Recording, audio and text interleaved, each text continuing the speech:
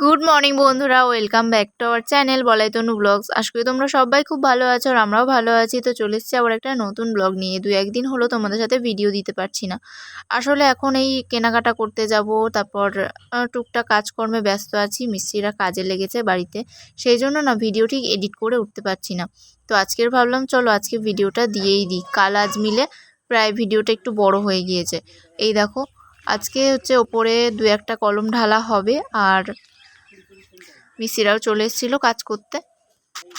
আর ছাদটা একটু তোমাদেরকে ঘুরিয়ে দেখাচ্ছিলাম। দেখো এই যে কলমগুলো উঠছে, কি সুন্দর যে লাগছে। আর এই চারিদিকটা ঘেরা হয়ে যাবে পুরো, এখন অল্প একটুখানি ঘেরা হয়েছে, তো পুরো ছাদটা ঘেরা হয়ে গেলে কি সুন্দর যে দেখতে লাগবে, আমি সেটাই ভাবছিলাম। আর তোমাদের দাদাভাই দেখো আবার ইট বইছে, আমি দু একটা বয়ে দিলাম, কারণ ও সকাল থেকেই দেখছি ইটগুলো বইছে। তো আমি ভাবলাম যে আমিও যদি দু একটা বয়ে দিতে পারি তাহলে ওর একটু ভালো লাগবে, সেই জন্য আমিও খুব বেশি বইতে পারিনি ইট, কারণ হচ্ছে হাতে খুব লাগছে। আর সিঁড়ি দিয়ে যেহেতু উঠতে হচ্ছে, আর অনেক দিন ধরে ভারী ভুরি কাজ করি না। আগে জল টল বইতাম, বালতি ভর্তি জল বয়ে নিয়ে আসতাম লোকের বাড়ি থেকে, কিন্তু এখন ঘরে কল টল হয়ে গেছে, ভারী ভুরি কাজ সেরকম করতে হয় না।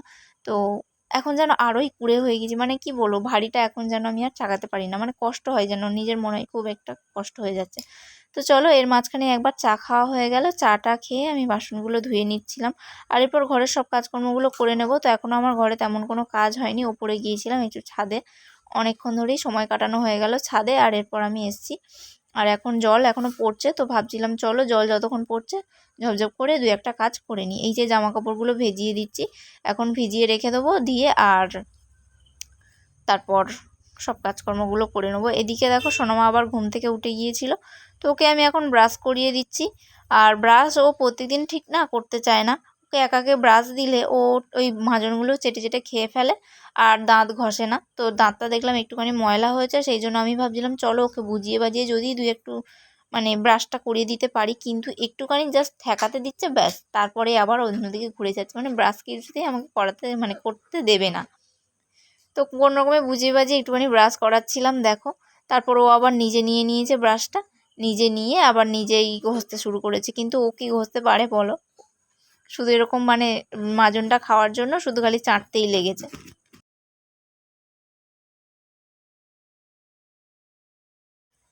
তো এরপর আবার তোমাদের দাদাভাইয়ের অফিস যাওয়ার সময় হয়ে গেল।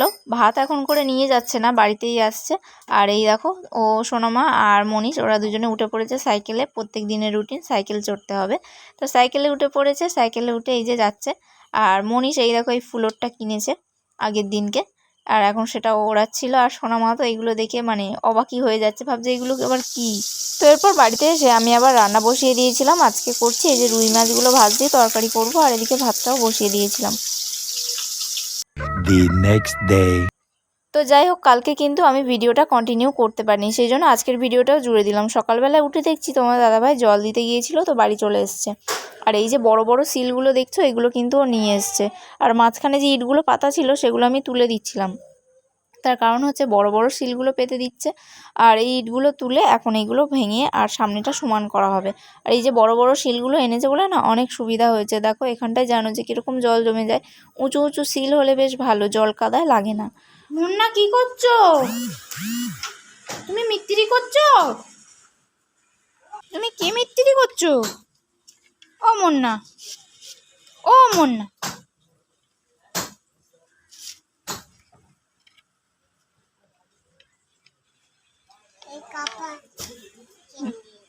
হুম, খাতা দেখে নিচ্ছিস? তো বন্ধুরা যেই শুনেছে যে আমি দোকানে যাচ্ছি, ওই জন্য বলছে খাবার কিনতে যাব বলে চলে এসছে আমার সাথে। আসলে দোকানে গিয়েছিলাম, হচ্ছে মিস্ত্রি এসছে কাজে লেগেছে, সেই জন্য টিফিন ওই যে রুটি পাউরুটি লাড্ডু কলা এসব কিনে নিয়ে আসলাম। আর তারপর এসে এই যে চা করেছি, মিস্ত্রিদেরও চা দিতে হবে। আসলে সকালবেলা করে চা খাওয়ার অতটা আমাদের বাড়িতে নেই, চা করি না বললেই চলে, কিন্তু মিস্ত্রি কাকুরা কাজ করতে এসছে বলে সেই জন্য চা করছি। এই যে দেখো সোনামা এখানে খেলা করছে আর আমি এখানে জামা কাপড় কাচ্ছি, ও আমাকে ছাড়া কিছুতেই থাকবে না, সেই জন্য ওকেও নিয়ে আসতে হলো। আমি এদিকে জলের কাজ করছি, মাঝে মাঝে ও জল ঘাঁটতে চলে আসছে। তো কোনো রকমে বুকে ঝুঁকে ওদিকে রেখেছি, আর আমি এদিকে সব কিছু ধুয়ে নিচ্ছিলাম। আর আজকে তোমাদের দাদাভাইয়ের ছুটি আছে জানো তো, ও মিস্ত্রিদের সাথে ওপরে কাজ করছে। আর চলো এখন তোমাদেরকে দেখা ওপরে কি কাজ হচ্ছে। ওপরে এই যে আমি জামা প্যান্টগুলো নিয়ে যাবো ওপরে, মেলতে, আর তোমার দাদাভাইকে দিয়েই মেলতে বলেছি। এই দেখো, ও বাড়িতে থাকলে মোটামুটি আমার অনেক কাজই হেল্প করে। তো বললাম যে তুমি মেলে দাও, কিন্তু ও আমার সামনে না মেললে, ও যেরকম মেলে হয়তো জামা প্যান্ট শুকিয়ে যায়, আমি অতটা গা করি না। ওই জামা প্যান্ট মেলে আবার ওই তুলে নিয়ে যায়, কিন্তু আমার সামনে মেলেছে আর জামা প্যান্ট ওলট পালট করে মেললে আমার ঠিক যেন পছন্দ হয় না। সেই জন্য আমি আবার নিজে নিজেই জামা প্যান্টগুলো ঠিকঠাক করে মেলে দিচ্ছিলাম। আর আমাদের কাজ এদিকে শুরু হয়ে গেছে, আর আমাদের পাশের বাড়িও দেখছো, ওদিকে ছাদটা ঢালাই পড়বে, ওদিকেও কিন্তু আলাদা মিস্ত্রিরা কাজ করছে। তো বন্ধুরা এখন আমার স্নান হয়ে গেছে আর রান্নাও হয়ে গেছে। তো চলো রান্নার সময় ভিডিও করে তোমাদেরকে দেখাতে পারিনি। তোমার দাদাভাই আজকে বাড়িতে ছিল কিন্তু চলে গেছে অফিসে।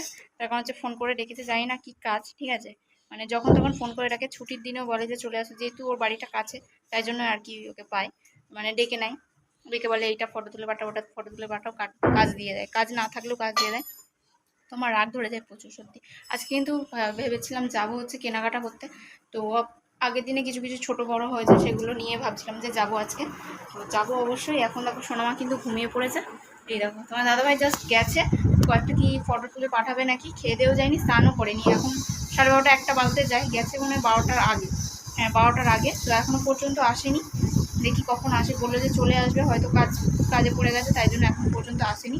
এই দেখো এখানে করেছি ভাত, আর আমি তো জানোই যে বেশি কিছু করি না, কারণ দুজনের খাওয়া, আর আজকে হচ্ছে একবেলারই কিছু করেছি, একবেলার জন্যই করেছি। এই দেখো এখানে আছে ভেন্ডি আলু দিয়ে রুই মাছের পেটি আছে, তরকারি করেছি, আসলে খাবো। আর সোনামার তো এখনো স্নান করেনি খায়ও নি, কিন্তু ঘুমিয়ে পড়েছে। দেখো মন্না চান করবে না, ও মন্না চান করবে, ওটো, ও মন্না চানু করবে, ওটো। মুখ দেখো, মুখটা একবার দেখো, মুখটা শুধু একবার দেখো, মুখটা, এই মুখটা দেখো কিরম হয়েছে। তো চলো, ও আমি ওর সামনে কথা বললাম তাই জন্য উঠে পড়েছে। তোকে স্নান করিয়ে দিয়ে আমি উঠাতেই চেয়েছিলাম, কারণ বেলা হয়ে যাচ্ছে। তো বন্ধুরা এখন হচ্ছে বিকেলবেলা, আমি একটুখানি সাজুগুজু করে গিয়েছিলাম ছাদে ভিডিও করতে। তোমরা আগেই হয়তো পেয়ে গেছো, আর আরও শর্টস ভিডিও তোমরা পেয়ে যাবে। দেখো আমি সেজে গুজে একটুখানি ছাদে গিয়েছিলাম ভিডিও করতে। ছাদে তো মিস্ত্রিরা কাজ করছে, কিন্তু মানে দুটো ভিডিও করতেই হলো, না করলে নয়। বাইরে যাওয়ার এখন সময় নেই, যেহেতু বাড়িতে কাজ চলছে, বাইরে গিয়ে যে ভিডিও করবো তার সময় নেই। আর বাড়িতে চুপ কি, হ্যাঁ হ্যাঁ চুপ, আমি একটা কথা বলিনি, আমি একটা কথা বলিনি। আর বাড়িতে যেহেতু কাজ হচ্ছে, আর পাশের বাড়িতেও হচ্ছে কাজ হচ্ছে, মিস্ত্রিরা কাজ করছে, কি বলবো, ভিডিও করতে খারাপ মানে লজ্জাও লাগছে, কিন্তু করতেই হবে এখন এই ভিডিওটা, কিছু করার নেই। এই দেখো এর অবস্থা, মা করছে। এই মানে একে নিয়েই আমি সাজলাম প্লাস ভিডিও করলাম, মানে কি বলবো, সেই দুপুরবেলা খাওয়ার পর থেকে শুরু করেছি, আর এই সবে শেষ হলো, এখন মনে হয় 5টা বাজে।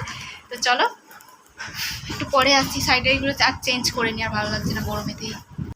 তো মিস্ত্রিদের কাজ মোটামুটি শেষ হলো, আর তারপর ওরা না গেলেও আর কি আমরা বাড়ি থেকে বেরোতে পারছিলাম না।